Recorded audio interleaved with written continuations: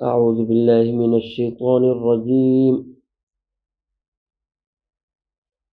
بسم الله الرحمن الرحيم.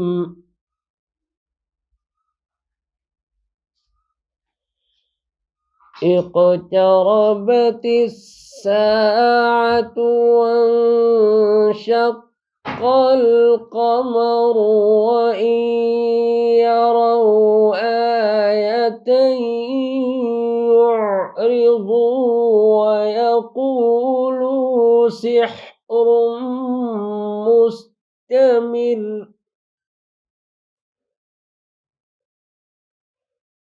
وكذبوا واتبعوا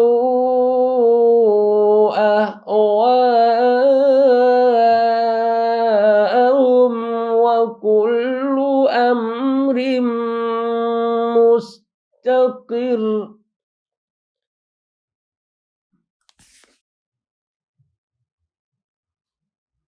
موضع انشقاق القمر، اس کے بارے میں آج آپ سے بات کریں گے۔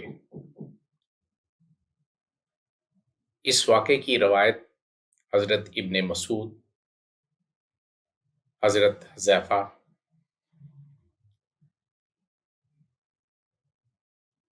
حضرت ابن عباس، حضرت انس بن مالک سے مروی ہے۔ امام احمد، امام ترمذی، ابن جریر، حاکم، بیہقی اور ابو نعیم نے اپنی کتب میں اس واقعے کی تفصیلات دی ہیں۔ یہ روایت کئی طرق سے ہے جو ایک دوسرے کے قریب المعنی ہے۔ حضرت ابن عباس سے جو روایت ہے وہ بیان کرنے چلا ہوں۔ حضور اکرم صلی اللہ علیہ وسلم کے عہد ہمائیوں میں مشرکین مکہ آپ صلی اللہ علیہ وسلم کے پاس آئے۔ ان میں ابو جہل، ولید بن مغیرہ، عاصی بن وائل، اسود بن جبیر، اسود بن عبد المطلب، نضر بن حارث وغیرہ۔ رسالت مآب میں حاضر ہونے کے بعد انہوں نے آپ صلی اللہ علیہ وسلم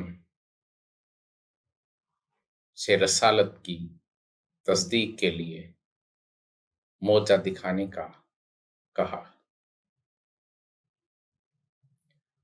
انہوں نے کہا اگر آپ صلی اللہ علیہ وسلم اللہ کے سچے پیغمبر اور رسول ہیں تو ہمارے لیے چاند کو 2 حصوں میں تقسیم کر دیں، اور شرط عائد کی کہ اس کا ایک نصف حصہ کوہ ابی قبیس پر اور دوسرا نصف حصہ کوہ کہکسان پر ہو۔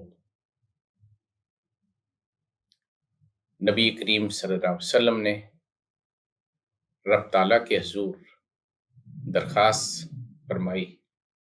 اللہ تبارک تعالیٰ نے آپ کو حکم دیا کہ آپ اپنی انگلی چاند کی طرف کریں۔ نبی کریم صلی اللہ علیہ وسلم نے ایسا ہی کیا تو چاند 2 ٹکڑوں میں تقسیم ہو گیا۔ کفار جو وہاں پہ موجود تھے انہوں نے اپنی آنکھیں ملی، پھر دیکھا، پھر آنکھیں ملی۔ ان میں سے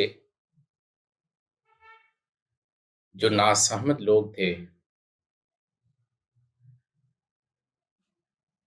انہوں نے کہا کہ محمد عربی صلی اللہ علیہ وسلم نے ہم پر جادو کر دیا ہے۔ اسی گروپ میں جو لوگ جن کو اللہ نے سمجھ سے نوازا تھا انہوں نے کہا اگر ہم پر جادو کر دیا ہے تو نبی کریم صلی اللہ علیہ وسلم سارے لوگوں پر تو جادو نہیں کر سکتے، تو مسافروں سے پوچھ لو جو کاروان راستے میں ہیں وہ جب مدینے میں آئے تو انہوں نے اس بات کی تصدیق کی۔ اس واقعے میں جب چاند دو ٹکڑوں میں بٹ گیا تو حضور اکرم صلی اللہ علیہ وسلم نے حضرت ابو بکر صدیق سے فرمایا گواہ بن جاؤ۔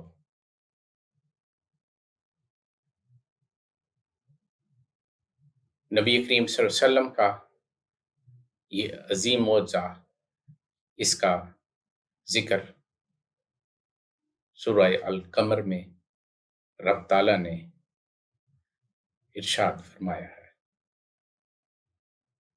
وما توفیقی الا باللہ۔